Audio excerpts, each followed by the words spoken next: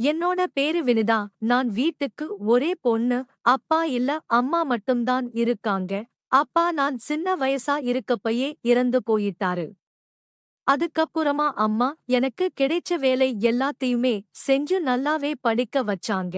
நான் படிச்சு முடிச்சதுக்கு அப்புறமா அம்மாவுக்கு எனக்கு ஒரு நல்ல இடத்துல கல்யாணம் பண்ணி கொடுக்கணும் அப்படிங்கிற ஆசை வந்துச்சு. அதனால எனக்கு 18 வயசு ஸ்டார்ட் ஆனப்பயே மாப்பிள்ளை தேட ஆரம்பிச்சாங்க. தன்னோட பொண்ணை ஒரு நல்ல இடத்துல கல்யாணம் செஞ்சு வைக்கணும் அப்படிங்கிற ஆசை இருந்தனால அது தள்ளிக்கிட்டே போயிட்டு இருந்துச்சு. இப்ப எனக்கு வயசு 22. ஒரு நாள் என்னோட அம்மாவோட ஃப்ரெண்ட் அவங்க பொண்ணுக்கு கல்யாணம்னு சொல்லி இன்விடேஷன் கொடுக்கறதுக்காக எங்க வீட்டுக்கு வந்தாங்க. ஒரு பக்கம் அம்மாவுக்கு அவங்க ஃப்ரெண்டோட பொண்ணுக்கு கல்யாணம் அப்படின்னு சொல்லி சந்தோஷமா இருந்தாலும், இன்னொரு பக்கம் தன்னோட பொண்ணுக்கும் இந்த மாதிரி ஒரு கல்யாணத்தை தன்னால செஞ்சு வைக்க முடியலையே அப்படிங்கிற ஆதங்கம் என்னோட அம்மா மனசுக்குள்ள இருந்துச்சு. அம்மாவும் அவங்க ஃப்ரெண்ட் போனதுக்கு அப்புறமா என்கிட்ட சொல்லி ரொம்பவே மனசு வருத்தப்பட்டாங்க. நானும் அவங்களுக்கு ஆறுதல் சொன்னேன். அதுக்கப்புறமா அந்த கல்யாணத்துக்கு நாங்க 2 பேரும் போகலாம் அப்படின்னு சொல்லி முடிவெடுத்தோம். அப்பா இறந்ததுக்கு அப்புறமா அம்மா என்ன வளர்க்கறதுக்காக ரொம்பவே கஷ்டப்பட்டாங்க. எங்களோட கஷ்டத்துக்கு மத்தியில இந்த மாதிரி ஃபங்ஷன் எல்லாம் எந்த ஒரு விஷயத்துக்கும் நாங்க போனதே இல்லை. கல்யாணம் நடக்கற நாளுமே வந்துச்சு. நானும் என்கிட்ட இருந்த யூஸ் பண்ணாத ஒரு புது டிரெஸ்ஸை அந்த கல்யாணத்துக்கு உடுத்திக்கிட்டு அம்மா கூட கிளம்பி போனேன். அந்த ஃபங்ஷனுக்கு போனதுமே அந்த டிரெஸ்ல என்னை பார்த்த எல்லாருமே, உன்னோட டிரெஸ்ஸும் ரொம்ப சூப்பரா இருக்கு, நீயும் பார்க்க ரொம்ப அழகா இருக்கன்னு சொல்லி எல்லாருமே பாராட்டுனாங்க. இதை கேட்டு என்னோட மனசுல சந்தோஷமா இருந்துச்சு. கல்யாண வீட்ல என்னோட ஃப்ரெண்ட்ஸ் கூட நான் நின்னு பேசிட்டு இருந்தப்போ அந்த கல்யாணத்துக்கு வந்திருந்த ஒரு நபர் என் பக்கத்துல வந்து என்னோட பேரு நிவீன் அப்படின்னு சொல்லி இன்ட்ரடியூஸ் பண்ணிக்கிட்டாரு. நீங்க பார்க்க ரொம்ப அழகா இருக்கீங்க, அதுவும் இல்லாம இந்த டிரெஸ் உங்களுக்கு ரொம்பவே அழகா இருக்குன்னு சொல்லியும் சொன்னாங்க. யாருனே தெரியலையே, நம்ம பக்கத்துல வந்திருந்து நம்மள புகழ்றாங்களேன்னு சொல்லி எனக்கு ஒரே யோசனையா இருந்துச்சு. அதுக்கப்புறம் அந்த கல்யாண ஃபங்ஷன் ரொம்பவே சிறப்பா முடிஞ்சுச்சு. கல்யாணம் முடிஞ்சு 2 நாள் கழிச்சு அம்மாவோட ஃப்ரெண்டும் அந்த பையன் நிவீனும் அவங்களோட அம்மா 3 பேரும் என்ன பெண் கேட்டு என்னோட வீட்டுக்கு வந்தாங்க. இதை நான் கொஞ்சம் கூட எதிர்பார்க்கவே இல்லை. அம்மாவோட ஃப்ரெண்ட் அவங்க எல்லாத்தையுமே அறிமுகம் செஞ்சு வச்சாங்க. இவங்க என்னோட ரிலேட்டிவ் தான். அவங்களுக்கு உன்னோட பொண்ணை ரொம்பவே பிடிச்சிருக்கு. உனக்கு விருப்பம் இருந்துச்சுன்னா நிவினுக்கு தாராளமா உன்னோட பொண்ணை நீ கல்யாணம் செஞ்சு வைக்கலாம். நிவினை எனக்கு சின்ன வயசுல இருந்தே தெரியும். அவனை நான் பார்த்துக்கிட்டேதான் இருக்கேன். எந்த ஒரு கெட்ட பழக்கமுமே இல்லை, ரொம்ப நல்ல பையன். இந்த பையனை உன்னோட பொண்ணுக்கு நீ கல்யாணம் பண்ணி வச்சா உன்னோட பொண்ணோட வாழ்க்கை ரொம்பவே நல்லா இருக்கும்னு சொல்லி அம்மாவோட ஃப்ரெண்ட் சொன்னாங்க. அம்மாவுக்கும் இந்த சம்பந்தம் நமக்கு சரிதான்னு சொல்லி பட்டுச்சு. ஏன்னா தன்னோட ஃப்ரெண்ட் மேல அவ்வளோ நம்பிக்கை வச்சிருந்தாங்க. அம்மாவும் என்னை பார்க்கறாங்க. நானும் சரின்னு சொல்லி சம்மதம் சொன்னேன். அடுத்த ஒரு மாசத்திலேயே எங்களோட கல்யாணம் ரொம்பவே சிறப்பா நடந்துச்சு. மாப்பிள்ளை வீட்லயும் வரதட்சணை பத்தி எதுவுமே பெருசா கேட்கல. உங்களுக்கு என்ன முடியுமோ, உங்களுக்கு என்ன தோணுதோ அதை மட்டும் கொடுங்க அப்படின்னு சொல்லிதான் சொன்னாங்க. என்னோட அம்மாவுக்கும் இந்த கல்யாணத்துல எந்த ஒரு சுமையுமே ஏற்படல. இதனால எனக்கும் மாப்பிள்ளை வீட்டு மேல கொஞ்சம் மரியாதை அதிகமாதான் இருந்துச்சு. அவங்க வீட்ல மாமியார் என்னோட கணவர், அது மட்டும் இல்லாம கணவரோட தம்பி மட்டும்தான் இருக்காங்க. என்னோட அம்மாவோட ஃப்ரெண்ட் சொன்ன மாதிரியே மாப்பிள்ளை மட்டும் இல்ல, அந்த வீட்ல இருக்க எல்லாருமே நல்லவங்களாதான் இருந்தாங்க. என் மேல ரொம்பவே பாசத்தோட நடந்துகிட்டாங்க. அதுலயும் என்னோட மாமியார் என்ன அவங்களோட சொந்த பொண்ணு மாதிரியே பார்க்க ஆரம்பிச்சிட்டாங்க. என்னோட மாமியார் எந்த ஒரு விஷயத்திலையும் என்னை கட்டுப்படுத்தணும்னு நினைக்கல. அதே மாதிரி நான் உன்ன மகளாதான் பார்க்கிறேன். நீ எப்படி விருப்பப்படுறியோ அதே மாதிரி இந்த வீட்ல இருக்கலாம்னு சொல்லி நிறைய டைம் என்கிட்ட சொல்லிருக்காங்க. இது மட்டும் இல்லாம என்னோட கணவர் நான் நினைச்சதை விட என் மேல உயிராவே இருந்தாரு. என்னை எப்பவுமே சந்தோஷமா வச்சுக்கிட்டாரு. என்னோட கணவரோட தம்பியும் என் மேல மரியாதையாவும் பாசமாவும் நடந்துகிட்டாரு. என்னோட கணவர் நான் அம்மா வீட்டுக்கு போகணும்னு சொன்னாலே அடுத்த நிமிஷமே கொஞ்ச நேரத்துல என்னை கூட்டிட்டு வந்து அம்மா வீட்ல கொணந்து விட்டுருவாரு. கல்யாணம் ஆனதுல இருந்து இதுவரைக்கும் நான் என் அம்மா வீட்ல தங்குறதே இல்லை. காரணம் கேட்டா உன்னை விட்டு ஒரு நிமிஷம் கூட என்னால பிரிஞ்சு இருக்க முடியாது அப்படின்னு தான் என்னோட கணவர் சொல்லுவாரு. எங்களுக்கு கல்யாணமாகி 3 வருஷம் ஆயிடுச்சு. ஆனா அந்த 3 வருஷம் எப்படி போச்சுன்னு சொல்லி எங்களுக்கே தெரியல. அந்த அளவுக்கு நாங்க ரொம்ப சந்தோஷமா இருந்தோம். எங்களோட சந்தோஷத்துக்கு சாட்சியா இப்ப நான் கர்ப்பமா இருக்கேன். இந்த விஷயத்தை கேள்விப்பட்டதுமே என்னோட அம்மாவாகட்டும் என்னோட கணவர் வீட்டுல இருக்கவங்கள ஆகட்டும் ரொம்பவே சந்தோஷப்பட்டாங்க. இப்படி ஒரு குடும்பத்தை எனக்கு கொடுத்த கடவுளுக்கு நான் டெய்லியுமே நன்றி சொல்லிக்கிட்டுதான் இருக்கேன். இப்ப நான் 3 மாசமா இருக்கேன். ஒரு அம்மாவோட பக்கத்து வீட்டுல இருக்க அண்ணன் கிட்ட இருந்து எனக்கு போன் வந்துச்சு. அவர் பேசுறப்ப உன்னோட அம்மாவுக்கு ரொம்பவே காய்ச்சலா இருக்கு. அவரை பார்த்துக்கறதுக்கு ஆளே இல்லாம அவங்க ரொம்பவே சிரமப்படுறாங்க. மகளுக்கு இந்த விஷயத்தை சொல்லி வர சொல்லுன்னு சொன்னா அவங்க கேட்கவே மாட்டேங்கிறாங்க. நீயாவது வந்து பாருமான்னு சொல்லி சொன்னாரு. இதை கேட்டதுமே எனக்கு ரொம்பவே பதட்டமாயிடுச்சு. உடனே என்னோட கணவர்கிட்ட சொன்னேன். அவரும் என்ன அம்மா வீட்டுக்கு கூட்டிட்டு போனாரு. அம்மாவும் நான் பார்த்துக்கிறேன் நீ உன்னோட வீட்டுக்கு போ அப்படின்னு சொல்லி சொன்னாங்க. இல்லம்மா நான் மட்டும் உன்னோட இருந்து உன்னை பார்த்துக்கிறேன். அவர் வேணும்னா வீட்டுக்கு போகட்டும்னு சொல்லி என்னோட கணவரை அனுப்பி வச்சேன். அவரும் போறதுக்கு மனசே இல்லாம சரின்னு சொல்லி கிளம்பி போனாரு. ஆனா அப்போ எனக்கு தெரியல. அந்த நைட்டு தான் என்னோட வாழ்க்கையே புரட்டி போட போகுது அப்படின்னு சொல்லி. என்னோட கணவரை அனுப்பிட்டு நானும் என்னோட அம்மாவுக்கு தேவையான சாப்பாடு எல்லாம் செஞ்சு கொடுத்து மருந்து கொடுத்து அவங்களை தூங்க வச்சுட்டு அவங்களோட பக்கத்திலேயே படுத்துக்கிட்டேன்.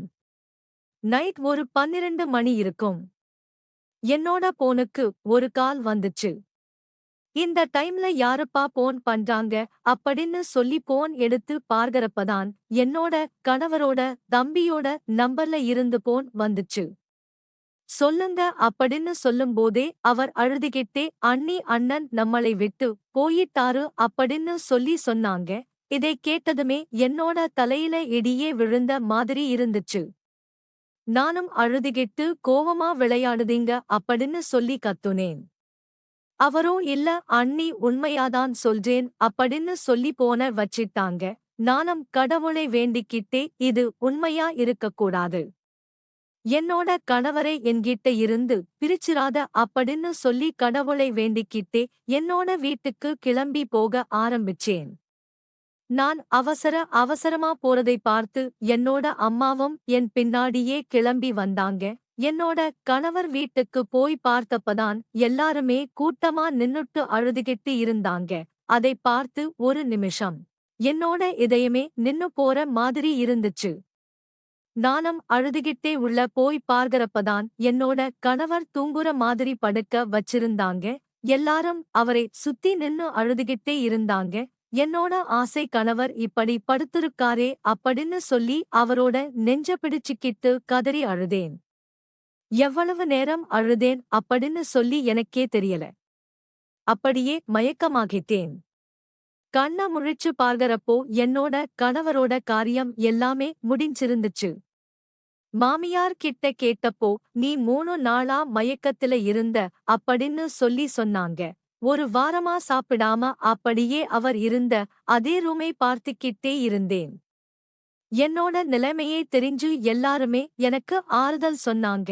கடவுள் மேல எனக்கு ரொம்பவே கோபம் வந்துச்சு. என்னோட கணவரோட உயிரை மட்டும் இல்லாம என்னோட வயித்துல இருந்த 3 மாச சிசுவையும் கடவுள் எடுத்துக்கிட்டாரு. நான் இந்த விஷயத்துல இருந்து மீண்டு வரதுக்கு 1 மாசத்துக்கு மேல ஆச்சு. அதுக்கு அப்புறமாதான் என்னோட கணவருக்கு அன்னைக்கு நைட் என்ன ஆச்சு எதனால அவர் இறந்து போயிட்டாரு அப்படிங்கிற விஷயத்தை என்னோட மாமியார் கிட்ட கேட்டேன். அவங்களும் அன்னைக்கு நைட்டு நிவினோட ரூம்ல இருந்து சத்தம் வந்தத கேட்டு சுரேஷும் அங்க போய் பார்த்தப்பதான் நிவின் நெஞ்சில கை வச்சபடியா அப்படியே கீழ விழுந்துட்டான். என்ன அம்மா அம்மான்னு சுரேஷ் கூப்பிட்டத கேட்டு நானும் போய் பார்த்துட்டு அவசரமா 2 பேரும் அவரை ஹாஸ்பிட்டலுக்கு கூட்டிட்டு போனோம். அங்க கூட்டிட்டு போனதுக்கு அப்புறமாதான் டாக்டர் செக் பண்ணிட்டு வர்ற வழியிலேயே இறந்துட்டதா சொன்னாங்க. அவரோட இறப்புல இருந்து மீண்டு வர்றதுக்கு எனக்கு 3 மாசத்துக்கு மேல ஆச்சு. ஆனாலும் என்னால முழுமையா அந்த விஷயத்துல இருந்து வெளிய வர முடியல. எங்க பார்த்தாலுமே அவரோட நினைவாதான் இருந்துச்சு. ஒரு கட்டத்துல பொறுத்துக்கவே முடியாம என்னோட மாமியார் கிட்ட நான் என் அம்மா வீட்டுக்கே போயிடுறேன் அப்படின்னு சொன்னேன். ஆனா அவங்க நீ போகக்கூடாது. நிவினோட நினைவா இருக்கிறது நீ மட்டும்தான். நீயும் போயிட்டா நாங்க அனாதி ஆயிருவோம். தயவு செஞ்சு நீ எங்களோடையே இருன்னு சொல்லிட்டாங்க. அதுக்கப்புறமா என்னோட அம்மாவோட ஹெல்த் கண்டிஷன் ரொம்ப மோசமா இருக்கு. நான் கொஞ்ச நாள் அவங்க கூட இருந்துட்டு வரேன்னு சொல்லி அங்க இருந்து கிளம்பி என்னோட அம்மா வீட்டுக்கு வந்துட்டேன். இங்க வந்து கொஞ்சம் மாசங்கள் ஆயிடுச்சு. என்னோட மாமியாரும் அடிக்கடி போன் பண்ணி பேசுவாங்க. என்னோட வீட்டுக்கு வந்துருமா அப்படின்னு சொல்லுவாங்க. ஆனா கணவர் இறந்து 1 வருஷம் ஆகுது. நான் அம்மா வீட்டிலேயேதான் இருக்கேன்.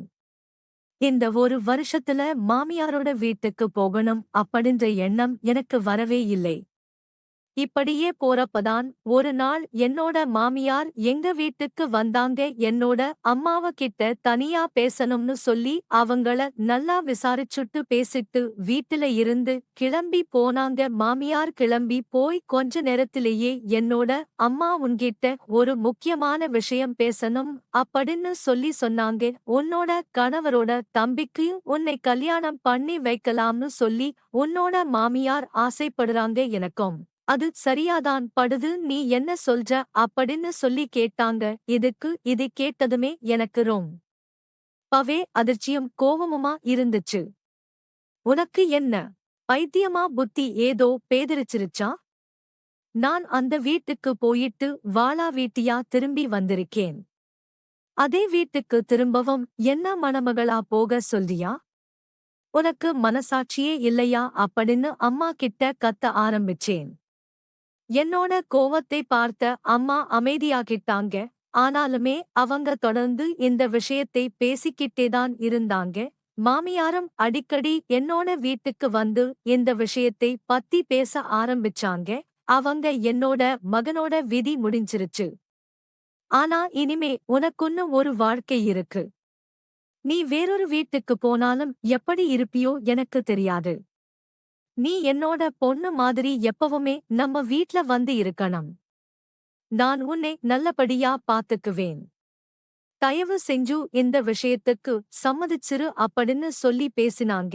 என்னோட அம்மாவும் நான் உயிரோட இருக்கப்பயே நீ சந்தோஷமா வாழறத நான் திரும்பவும் பார்க்க ஆசைப்படுறேன்.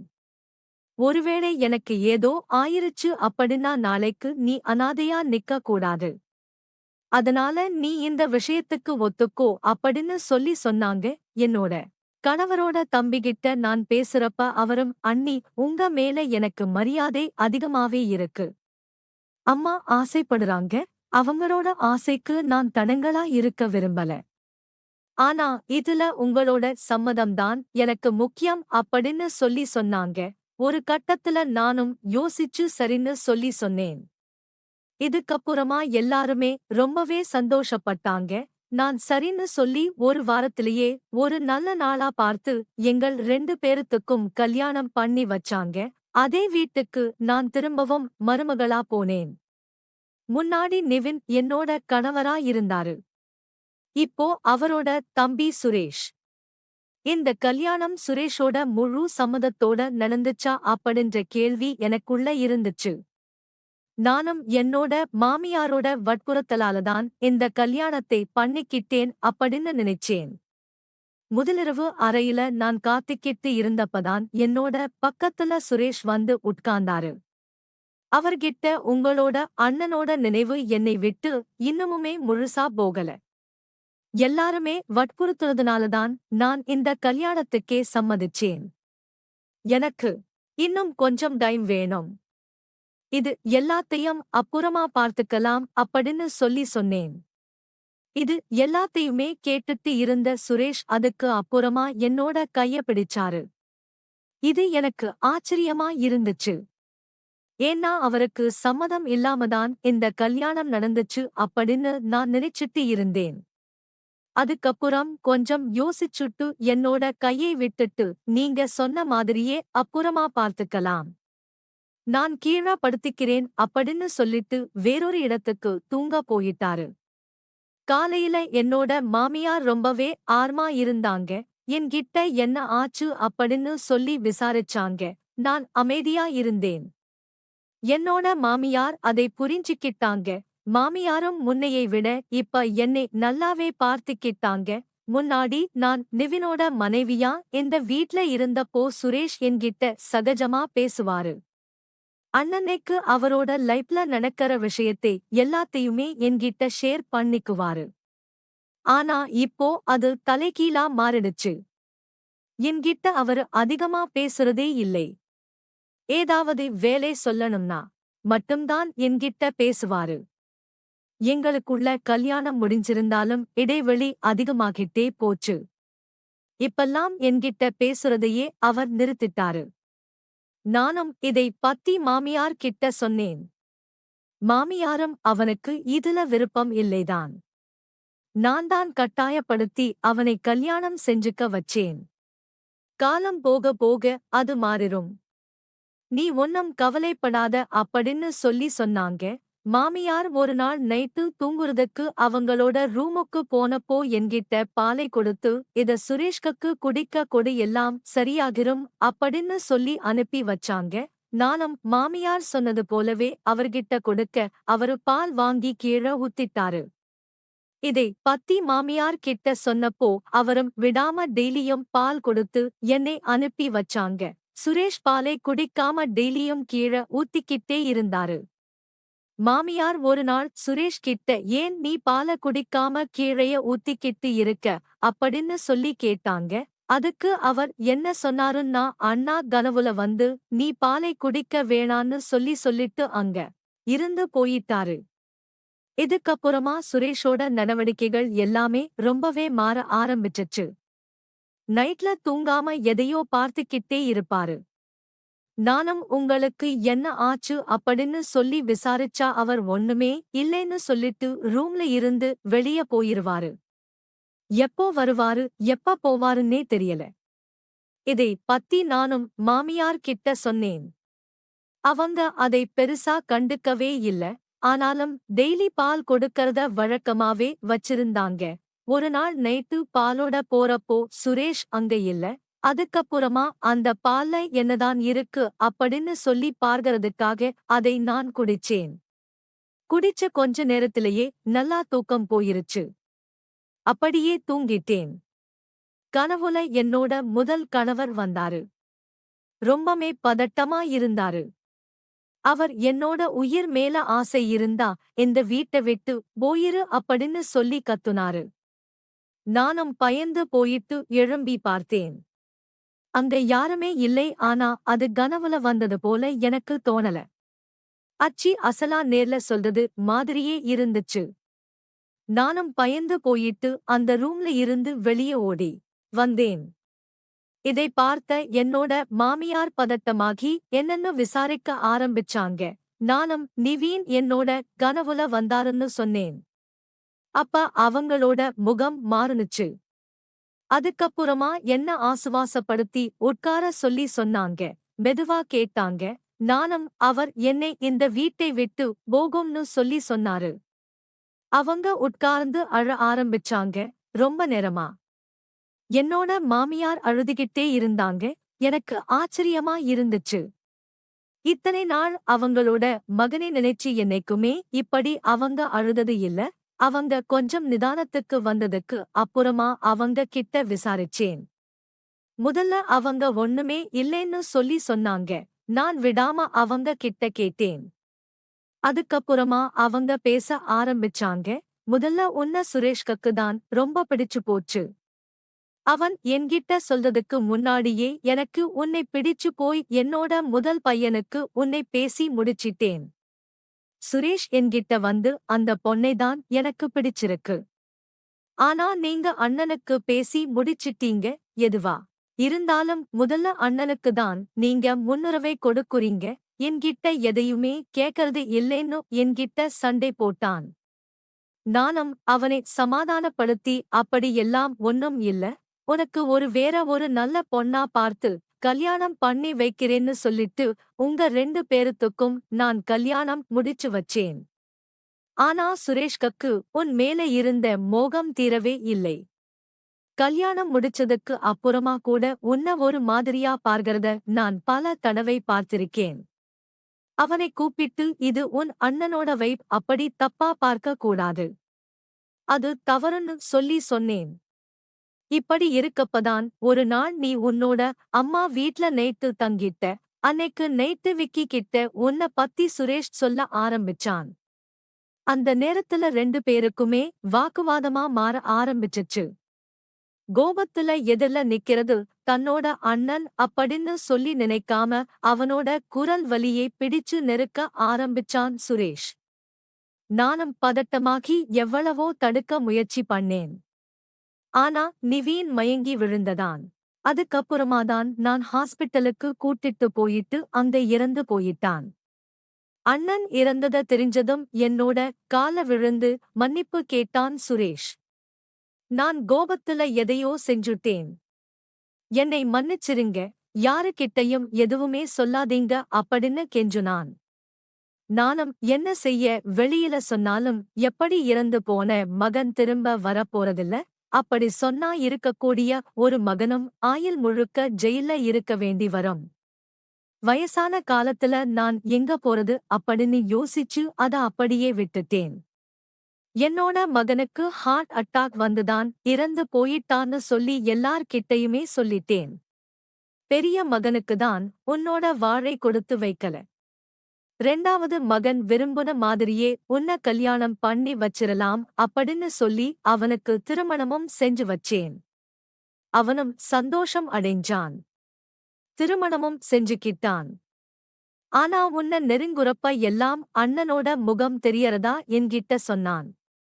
அது மட்டும் இல்லாம தூங்குனாலும் அண்ணன் தொந்தரவு பண்றதாவும் சொன்னான். அதனாலதான் டெய்லியும் பால்ல நான் கொஞ்சம் தூக்க மாத்திரையே கலந்து கொடுத்தேன். இதனால அவனோட பயம் போயிட்டு உன் கூட கணவன் மனைவியா வாழ ஆரம்பிச்சிருவான் அப்படின்னு நான் நினைச்சேன். வயசான காலத்துல எல்லாரையும் மாதிரி பேர குழந்தைகளை பார்க்கறதுக்கு ஆசைப்பட்டேன். என்ன மன்னிச்சிடுன்னு சொல்லி அழுதாங்க. இது எல்லாத்தையும் கேட்டதுக்கு அப்புறமா எனக்கு உலகமே நின்னு போன மாதிரி இருந்துச்சு. என்னோட பிரியமான முதல் கணவரை கொன்னவனோடையா இத்தனை நாட்கள் வாழ்ந்தோம்னு நினைச்சப்போயே என்னோட மனசுல கோபம் கொப்பளிச்சு. நான் எதுவுமே பேசாம என்னோட ரூமுக்கு போயிட்டு என்னோட துணி எல்லாத்தையுமே எடுத்துட்டு என்னோட அம்மா வீட்டுக்கு போயிட்டேன். என்னோட மாமியாரும் எவ்வளவோ தடுக்க முயற்சி பண்ணாங்க. ஆனா நான் கேட்காம என்னோட அம்மா வீட்டுக்கு போயிட்டேன். அம்மாவும் என்ன எதுன்னு விசாரிச்சாங்க. நான் ஒண்ணுமே சொல்லல. மாமியாரும் பல தடவை எங்க வீட்டுக்கு வந்து என்ன சமாதானப்படுத்த முயற்சி செஞ்சாங்க. அவங்க கிட்ட நான் சொன்னேன், நான் நினைச்சிருந்தா உங்க 2வது மகனை போலீஸ்ல பிடிச்சு கொடுக்க முடியும். ஆனா உங்களுக்கு நான் மதிப்பு கொடுக்கிறேன். அவருக்கு வேறொரு கல்யாணம் செஞ்சு வச்சு உங்களோட ஆசையை நிறைவேத்திக்கோங்க. தயவு செஞ்சு என்னை விட்டுருங்க. நான் என்னோட முதல் கணவரோட நினைவிலேயே வாழ்ந்துட்டு போயிறேன் அப்படின்னு சொல்லிட்டு அவங்களை அனுப்பி வச்சேன். சுரேஷும் என்கிட்ட பேச எவ்வளவோ முயற்சி செஞ்சாரு. ஆனா நான் அவர்கிட்ட பேசவே இல்லை. இதை பத்தி யார்கிட்டயும் எதுவுமே இதுவரைக்கும் சொல்லவே இல்லை. என்ன செய்றது? இறந்து போன என்னோட கணவர் திரும்பி வரப்போறதில்ல, நான் அமைதியா இருப்பது என்ன மருமகளா அல்லாம ஒரு மகள் மாதிரி பார்த்துக்கிட்ட ஒரு மாமியாருக்கு செய்யக்கூடிய ஒரு உதவியா? என்னோட இந்த சூழ்நிலையில நான் எடுத்த இந்த முடிவு சரியானதா? இல்ல தவறானதா அப்படின்ற உங்களோட கருத்துக்களை மறக்காம கீழே இருக்க கமெண்ட் செக்ஷன்ல ஷேர் பண்ணுங்க. இந்த வீடியோ பிடிச்சிருந்ததுன்னா மறக்காம ஒரு லைக் பண்ணிக்கோங்க. இதுவரைக்கும் நம்ம சேனலை நீங்க சப்ஸ்கிரைப் பண்ணலனா மறக்காம சப்ஸ்கிரைப் பண்ணிக்கோங்க. அடுத்த இன்னொரு கதையில சந்திக்கலாம். நன்றி.